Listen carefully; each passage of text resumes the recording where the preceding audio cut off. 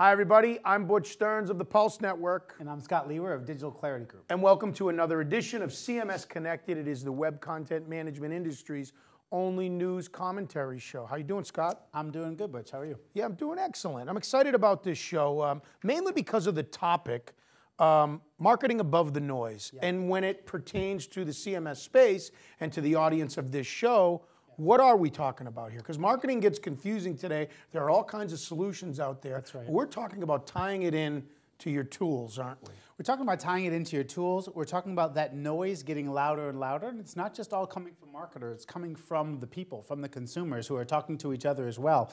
And I think what some of our guests are going to talk to us today are about, how do you make sure that you can still hone in on your audience, understanding your audience and honing in on them? And how do you provide relevant content so that you can stand out, and then what are the tools that you're going to use to basically be able to support that? And speaking of our guests, if you're new to the show, Scott and I will dive into 4 news stories that are going on in the industry, and then our guests will be joining us in studio, talk about that subject, marketing above the noise. Our guests are Amanda Healy and David Ginsburg. They'll tell you who they are and where they're from, but they are social media and marketing experts on a lot of different levels. Sunny Lenarduzzi is going to join us in our Spotlight segment once again. She's going to review HubSpot in our Spotlight segment, a company we all know a lot about and we're all very familiar with, and she's going to dive into them. But before we begin, I'd like to acknowledge our lead sponsors here on CMS Connected. They are the people at Falcon Software. Falcon Software can provide you with expert advice and integration solutions for all your creative web design, content management, digital marketing, and e-commerce, social or mobile needs. And DCG, Digital Clarity Group, a research and advisory firm focused on navigating organizations through the digital transformation process. And of course, an organization you know just a little bit about, Scott. A little bit. A little bit. A little bit. All right, headlines. Let's Are you ready? I am. Let's get into it. All right, let's start with headline number 1. Google's big impact on web traffic. So here in Q1 of 2015, Google has made some updates to their algorithms. And let's talk specifically about one of the updates they made that emphasizes mobile-ready, mobile-friendly websites. A lot of controversy, a lot of talk surrounding this, right? The interesting thing is, this is where Google gets to really show its might and power. Here's where Google once again gets to make us all have to, get in line and react. And I think in this case, it's a really good one. In this case, basically, the idea is that if people are searching from their mobile sites, then Google is going to prioritize in their algorithm, they're going to prioritize content that is mobile friendly or mobile ready, as you said. So it's going to prioritize those types of content that, yes, whether it's responsive or not, whether those links are separated easily enough for you to go to be able to use your finger to touch through, et cetera. So it's really driving brands to, if they weren't already, get up with the times. So what's the controversy, or what's the mobile-geddon that everybody's calling it? This is what's happening with companies. Look, they've shown a history. If you look back at some of the releases that Google has had, if you think back to Penguin and Panda, Hummingbird, they've all had some pretty tremendous impact. One of them, I want to say that it was Panda, essentially affected eBay traffic by like 1/3 or something. It's like huge statistic that they really just suffered. I think it was like 5% of their growth, points off of their growth because of that change. So Google has shown a history of, number one, not telling you exactly what's coming, right? Their algorithms, it's a secret sauce that they're not exposing to you exactly, so you can't prepare for it exactly. But number two, they know that it's very impactful. They've obviously got the biggest market share of search. And 3, it's just people are, this mobile-geddon is this notion that like it's coming, and if it wasn't coming slowly before, there will be a day, I think it was April 21st or something, so second quarter, when this actually went live. And so we're seeing a lot of implications of that. So we're a month or so into mobile-geddon. What is the impact, in your opinion, on businesses today when it comes to web traffic in this? And a year from now, what are we going to be talking about and looking back at? I hope what we're going to be looking back, I would think that there's going to be an awful lot more. I don't know the percentages, in specific statistics, but I think we're going to be seeing an awful lot more mobile-friendly sites out there, and it's going to be a lot more easy to navigate. And I think what we should just do is talk about kind of what is mobile-friendly and some of the points I listed out here. Number one, so just generally, if you look at your own content from a mobile device, whether that be an iPad, whether that be a phone, both, frankly, any tablet, any phone. Does it look good? So by looking good, do you have to scroll left to right horizontally? You don't want that. Are your clickable links and buttons far enough apart again so that you can press them with your finger and they're clickable? Are your images sizing correctly and appropriately? Those are sorts of things. So, and then does it vary and give you actually a tailored experience given the different devices, not just size up and size down, but maybe show you more content on a tablet than it does on a mobile phone, that sort of thing. And so a lot of people are then considering, gee, should I have an MDOT strategy, which is the idea of having a separate mobile site versus their regular site. And there's a lot of different pros and cons that people can look into, whether you have a single site that is responsive and adjusts versus a separate site that's mobile ready and might be even geared specifically towards particular devices. I'll tell you my take on this story and what Google's doing with this is that age-old question that we talked about in this segment, is your website mobile ready? Mm-hmm. If you were really serious about answering that question, now you have no choice. That's right. If you didn't have a choice before, but now you don't. Right. Because if it's not, you're done. That's right. For the longest time, the people were speaking, the traffic was speaking, but because of the way that search works, and we are very much a search-first society, you would get that first click before people would have to leave, right? So they might have had a high bounce rate, meaning a site that was not mobile ready would still get the traffic, they'd still get the hits, they'd still be high in the priority list, they might get a high bounce rate from mobile. And frankly, they might not even be sophisticated enough to realize that traffic wasn't satisfied and was leaving, or to look at their traffic for like what's coming from desktop versus what's coming from mobile. But now, they're just not gonna see the traffic because they're not to be found. All right, news item number 2 on this edition of CMS Connected. It has to do with Salesforce, and it asks a simple question. Is Salesforce for sale? So one of 3 answers for you right off the top before I get into the details. Yes, no, or not sure? I think no one is sure, unfortunately. Okay.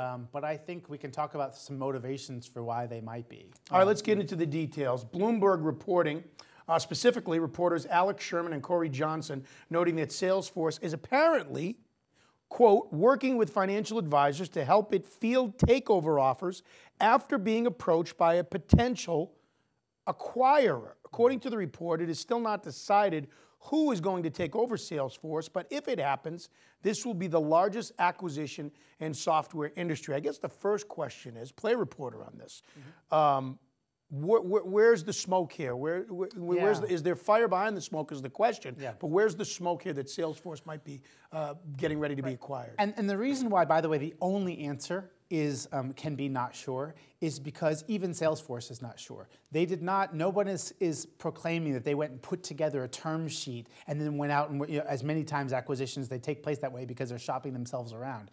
This was definitely something that they are reacting to, hence the reason that they're hiring brokers, financial folks to basically help them figure out whether or not they could potentially structure a deal and how to entertain these things.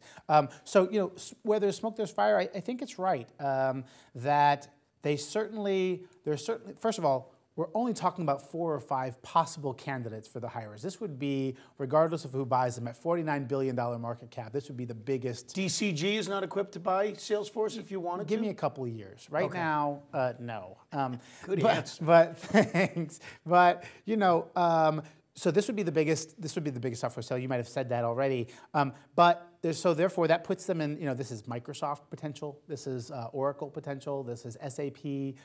There aren't many that are on that list, and IBM, of course. So those 4 are pretty much the only ones that really can be, unless we're talking about a fund or something like that coming in. But all of them are really motivated. I mean, you're saying you can't walk through an airport without seeing IBM advertising, that everything is in the cloud now, with Microsoft not pushing, about their stuff in the cloud, with Larry Ellison basically saying on an analyst call last month that they are going to win in the cloud, and you'll know that really soon why, which made people go, oh, wait a minute, and Salesforce potentially. So all of them are super motivated to have more presence in the cloud, and certainly Salesforce is the king of that. In the CRM space, they're the owner of that landscape as well, with 16+% market share there. That's a really big piece here as well, as we talk about being a kind of much more consumer-oriented, customer experience focused. CRM is obviously a critical linchpin in that. So as we talk about this, there is a lot of smoke, and there's a lot of connecting the dots here, or trying to, right? Making 2 and 2 equal 5. So for example, Oracle, Mark Benioff, sure, with Salesforce. He was a started with protege. Larry Ellison. That's right. He was a protege to Ellison for a while. Was an executive at Oracle before he started his own thing.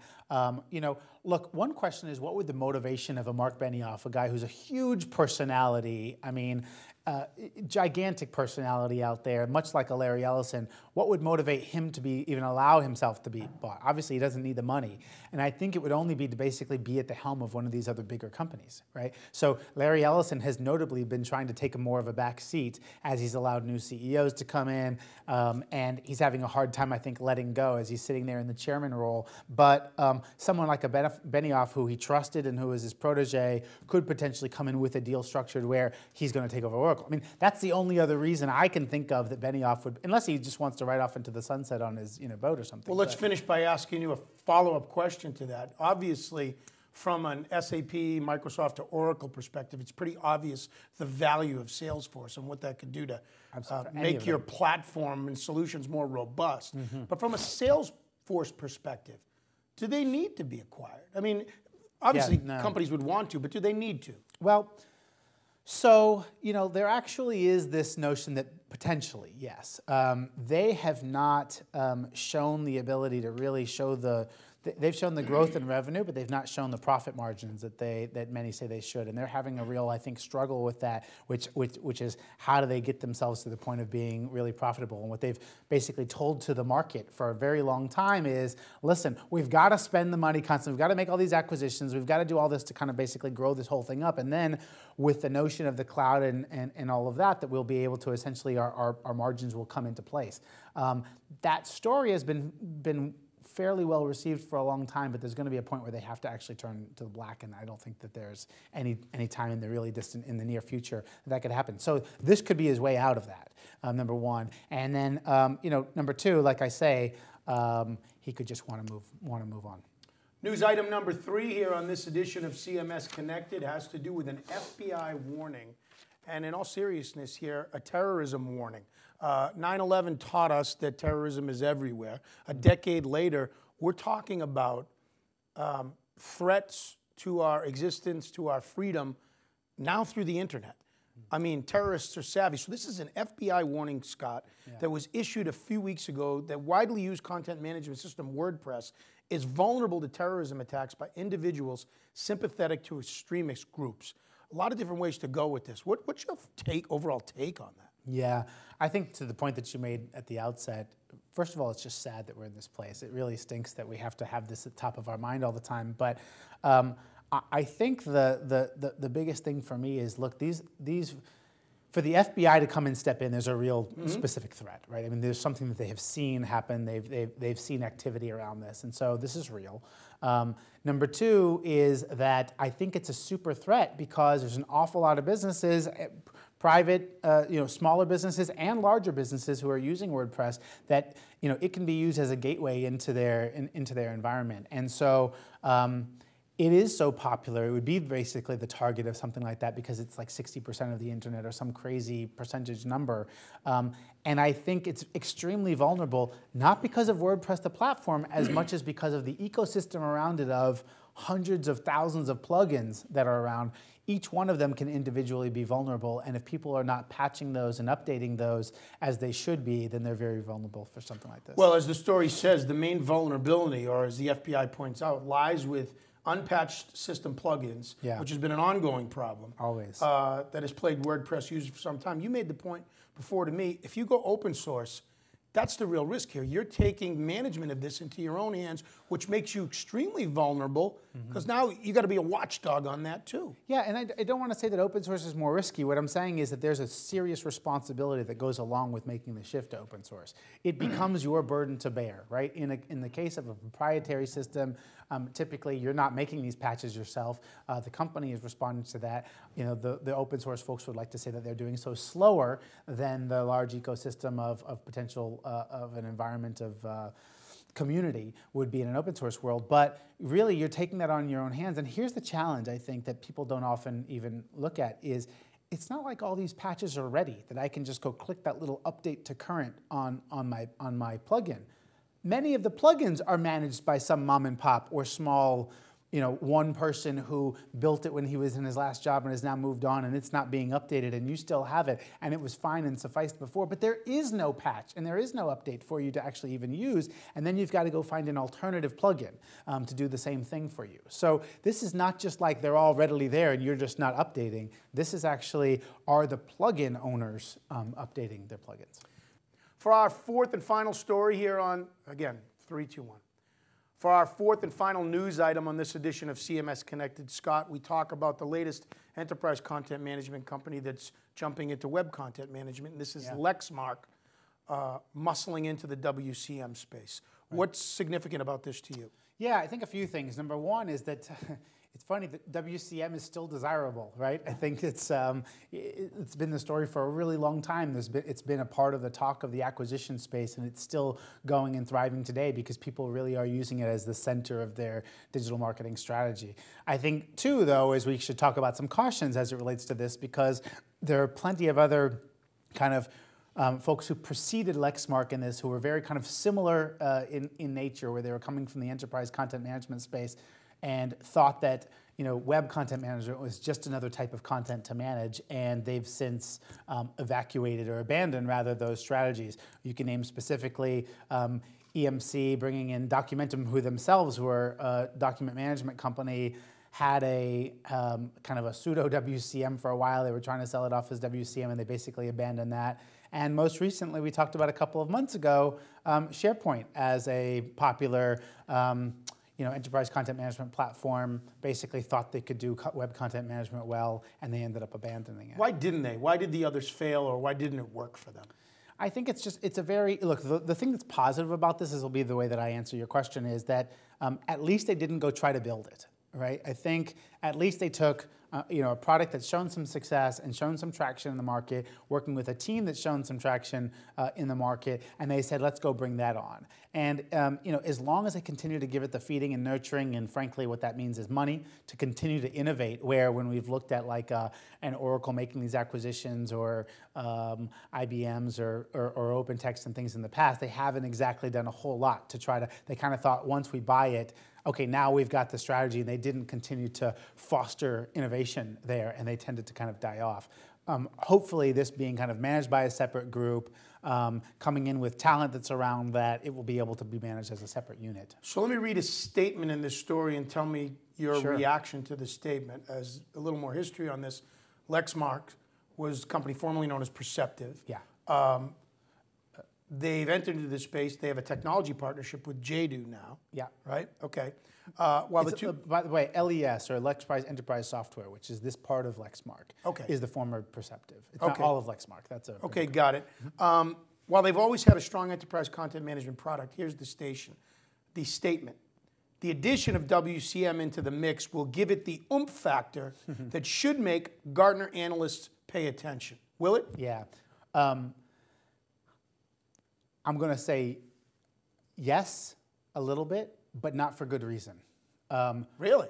Gartner, I think, still views, and this will be seen as a shot across the bow, not as if they care, but they still view enterprise content management as the overarching umbrella under which sits document management, under which sits web content management, et cetera. They don't see the nuances of web content management that make it so specific. I mean, the web content management itself has now spawned and gone marketing automation and analytics, and I mean, it's its whole ecosystem by itself, and it's very much a different nut than managing objects within your enterprise.